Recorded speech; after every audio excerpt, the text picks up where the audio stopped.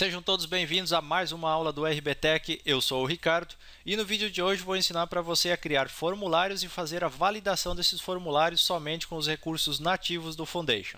Se você quiser acompanhar via documentação, basta acessar foundation.zurb.com, clicar no link da documentação e procurar aqui na barra lateral os Forms. Nós vamos aprender os dois itens aqui, o primeiro, Forms, e o segundo, Abide Validation. Começando pelos Forms, então, é o assunto inicial da nossa aula.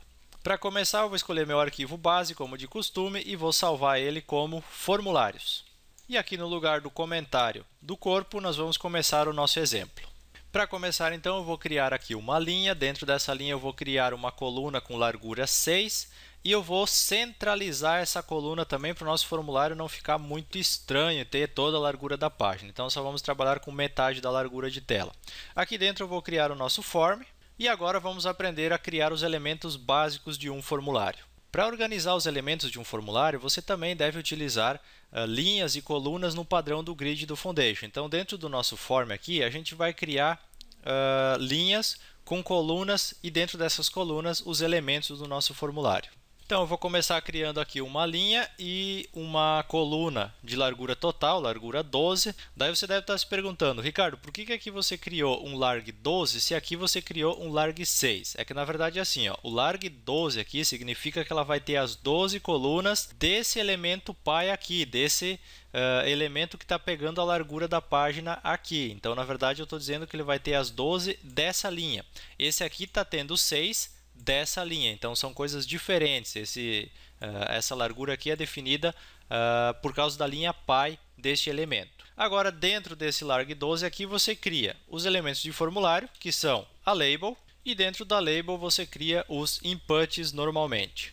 Agora, eu vou adicionar uma segunda linha aqui no meu formulário, só que eu vou dividir ela em duas. Então, eu vou colocar aqui uma tendo 6 colunas e a outra também tendo 6 colunas. Com isso aqui, nós já temos 3 elementos de formulário. Salvei aqui meu documento, abri ele aqui no meu navegador e eu já tenho aqui, ó, input padrão e o outro dividido em duas partes, porque a gente disse que é para ter 6 colunas, metade da tela de cada um deles. Agora eu vou criar um campo do tipo select. Para isso eu vou começar uma nova linha. Dentro dessa linha eu vou criar uma div com 8 colunas. Dentro dessa div um label escrito select box. Dentro uma tag select com 3 opções em cada uma delas. Salvei o arquivo e visualizando na página teremos então o efeito do nosso select box aqui para formulários. Para adicionar botões do tipo rádio ou checkbox também é muito simples. Vou abrir um espaço aqui no final. Vou adicionar aqui uma linha, duas classes de 6 colunas cada uma delas e aqui, ó, botões de rádio. Então temos um input type igual a radio com um label no final, que vai ser o que dá o nome, digamos assim, a ele.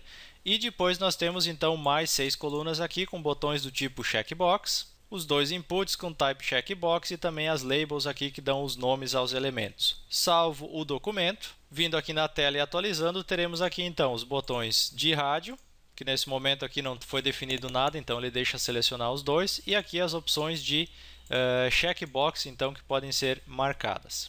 Um outro recurso muito interessante dos formulários que o Foundation oferece é a possibilidade de você criar prefixos e sufixos nos campos de formulário. Vamos criar um exemplo aqui, começando por uma linha. Só que as linhas, quando você quer adicionar prefixos e sufixos, elas precisam de uma classe especial que é chamada de collapse. Por que isso? Porque daí todas as colunas que estiverem dentro de uma linha com a classe collapse, elas não vão ter margens na direita e nem na esquerda, elas vão ficar praticamente coladas entre uma e outra. Então aqui dentro eu vou criar o meu campo de formulário com um prefixo inicialmente e depois um com sufixo também. Dentro aqui da minha linha, então, eu criei duas colunas, uma com largura 2, outra com largura 10. Dentro da primeira delas, eu coloco um span com a classe prefixo e aqui eu coloco o texto que é para aparecer no meu prefixo. Na segunda coluna, então, eu coloco um input normal e salvando isso aqui, vindo na minha página, você vai ver que ficou um input com aquele prefixo na frente. E ele ficou dividido com as colunas, assim como o grid padrão do Foundation nos oferece. A outra possibilidade, ao invés de um prefixo, seria um sufixo. Então, eu vou duplicar essa linha aqui. Vou inverter as colunas aqui, passando de 10 e 2, fazer exatamente o inverso. Vou trocar o span por um input aqui na primeira coluna. E na segunda coluna aqui, eu vou colocar, então, um link normal. Nesse link eu vou adicionar a classe button e postfix para dizer que ele é um sufixo e aqui eu coloco o texto. Salvei a minha página. Vindo aqui no documento, eu vou ter exatamente o efeito contrário. Aqui prefixo e aqui sufixo, que é através do postfix. E os botões de envio de um formulário continuam sendo padrão. Basta você organizar eles dentro de uma linha normal e colocar o seu input type submit com o value que você quiser. Feito isso aqui, se você vir na sua página, você vai ver que ficou um botão padrão, sem efeito nenhum.